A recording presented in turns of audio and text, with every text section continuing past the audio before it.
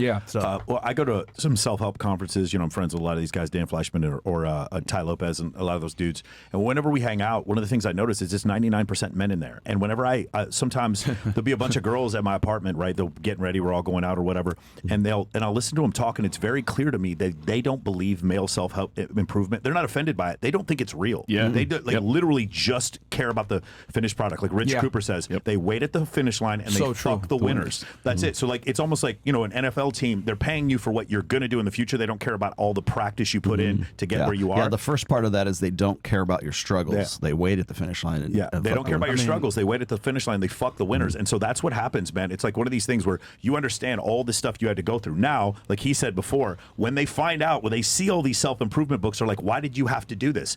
Don't you just get it? And the problem is now, back in our ancestral past, all the way just say back in the 1950s, we had a process in this country, or in this just in world in general, where you had to write a passage as a man, and then that way you would get it. And that would be like going through Marine Corps boot camp, or it would be like some initiation when you're on the football team and they tape you to the goalpost, or you carry the seniors. Hazing is good. Yeah. This guy, not the pseudo homosexual shit, but the basic hazing, like making somebody carry water or whatever. That's normal. Do push-ups, rookie. That's what they did to us when we joined the military. And I understood that. There was a rite of passage. As fewer and fewer men go through that, fewer and fewer men will get it. And then so more of these men are going to require some level of self-help in order for them to get it. No, women do not give a shit that you don't get it. And they're not going to help you get it. Facts. They're not going to teach you. It doesn't make any sense from an evolutionary standpoint, from a woman who's a perfect 10 to give you advice on how to fuck a 10, because then everyone would fuck her. That doesn't make sense. That is not how it works. You don't ask the deer how to catch a deer.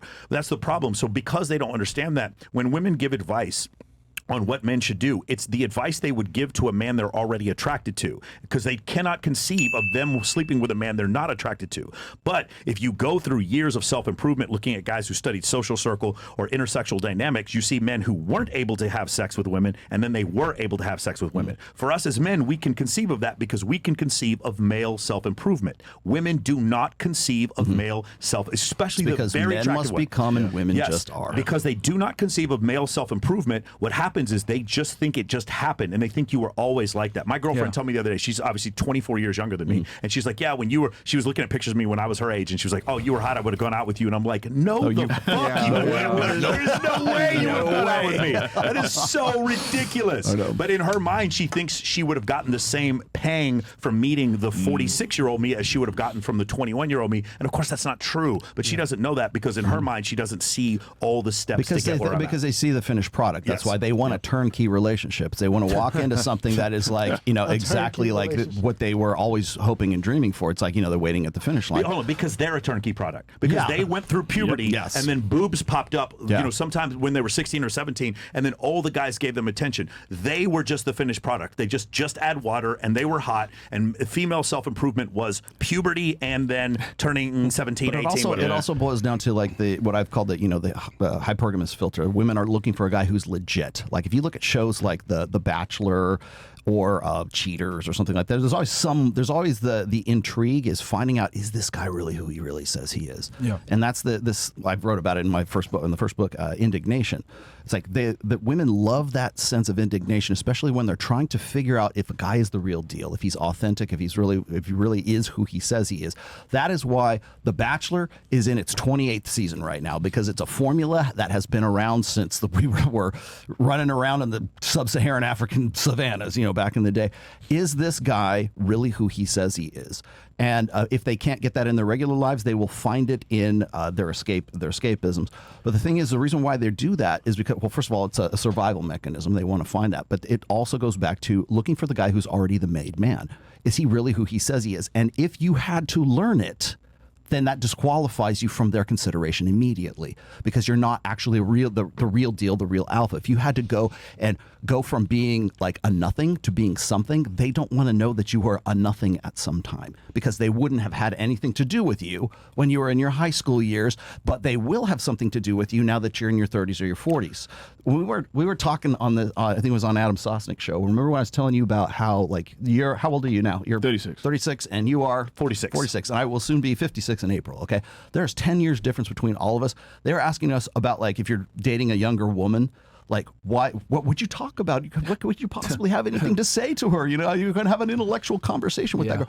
They have everything to talk about because they have all 20, 30 years of learned, lived experience and stories and everything Life else. lessons, everything. That's why those guys who are women's peer group age, like say they're in their 20s, they're not good conversationalists because they have no lived experience. They have no stories to tell that keep them engaged along with that.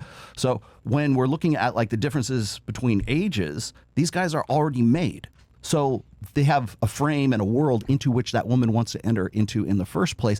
And so the question, is this guy really legit? Is he who he says he is? That's answered hands down. They already know.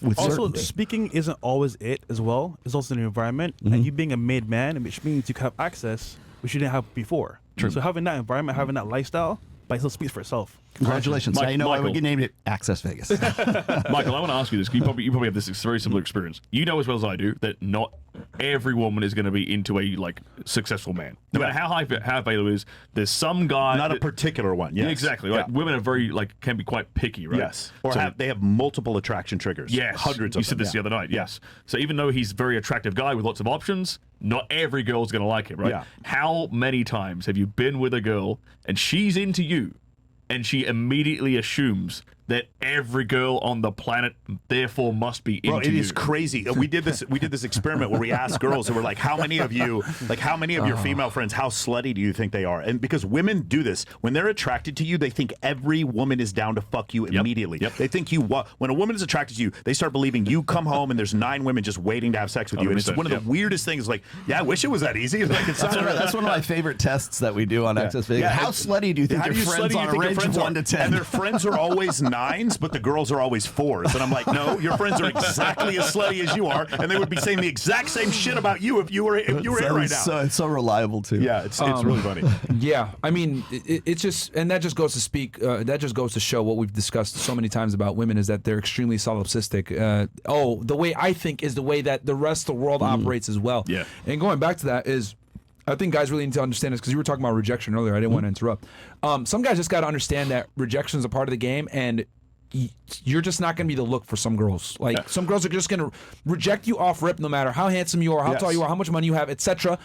They're just going to reject you off rip. Maybe you don't have a certain look that they like. Maybe they don't like the way that you're dressed. Yes. Maybe they don't like your voice. Like, women will disqualify you for literally fucking anything. As a matter of fact, I wish I had the clip here, but a woman literally said, if you have an Android, don't pull that out in front of a girl. I can't, and she said, I can't tell you how many times I've talked with women and they said that they rejected a guy just for having a fucking Android phone. Yeah. Like, and this goes to show you guys the amount of abundance of options that modern day women have, where they have the fucking luxury of turning you down because your texts are green. That's wild to me.